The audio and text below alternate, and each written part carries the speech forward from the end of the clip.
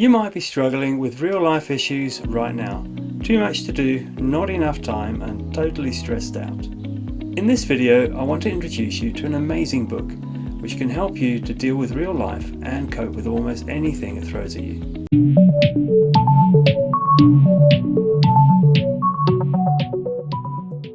This book by Sean Covey has sold over 30 million copies worldwide, but it's not the book I'm recommending here. I first read this during a period of my life that was undoubtedly the lowest and darkest I've ever experienced. At the time, my 1-year-old son was battling with a brain tumour and undergoing surgery and chemotherapy.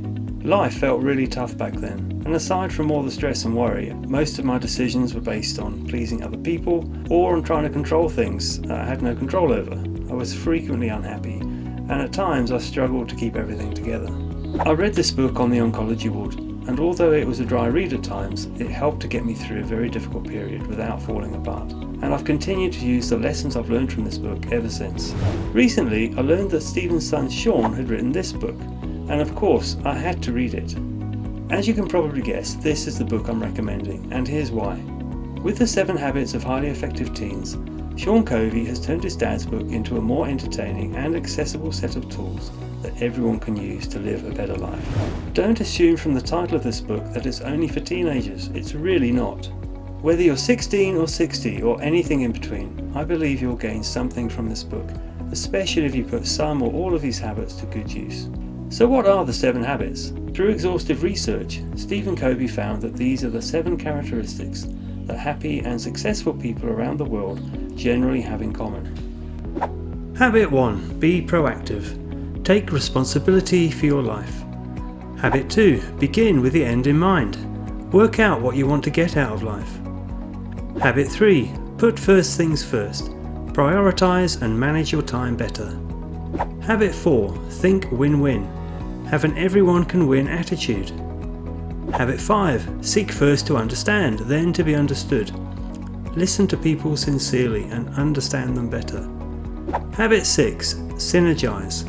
Work with other people to get more done. And finally, habit 7. Sharpen the saw. Look after yourself and invest in your self-development. Although these habits sound pretty simple, one way to really understand them is to imagine what life would be like if we lived by their complete opposites. Habit 1. React. Blame all your problems on your parents, your teachers, your partner, the government, or something or somebody else. Don't take any responsibility for your life. Habit 2. Begin with no end in mind. Don't have a plan, avoid goals at all costs, and never think about tomorrow. Habit 3. Put first things last. Whatever is most important in your life, don't do it until you've spent enough time watching Netflix, checking out Facebook, and keeping yourself distracted with things that don't matter. Habit 4. Think win-lose. See life as a vicious competition. Everyone's out to get you, so you'd better get them first. Don't let anyone else succeed at anything, because if they win, you lose.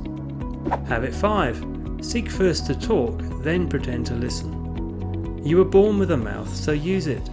Make sure you talk a lot, and once you're pretty sure everyone understands your point of view, you can then pretend to listen.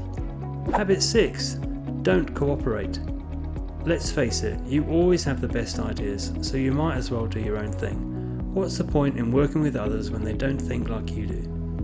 And last but not least, habit 7. Wear yourself out. Be so busy with life that you never take time to renew or improve yourself, and whatever you do, stay away from good books, nature, or anything else that might inspire you. It almost goes without saying that if we live like this, we're going to experience a lot of unhappiness. If you recognise any of your current habits or behaviours in there, please don't be alarmed. Despite our best efforts, many of us indulge in these from time to time, including me. But with that in mind, is it any wonder that life can be a struggle at times? So what are habits? They're the things we do repeatedly, often without even thinking about it. Some habits are good, like taking regular exercise, planning ahead, or showing kindness and compassion to others. Some habits are bad, like putting ourselves down, drinking too much alcohol, or eating 10 burgers a day.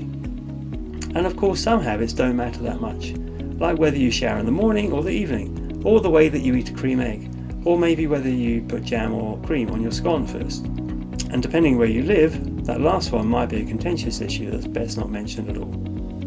It's important to understand that our habits can make us or break us. We become what we repeatedly do. Fortunately, we are stronger than our habits and we can change them. Here's a simple example from the book to illustrate this. Try folding your arms. Now relax your arms to the side again. Now fold your arms the other way.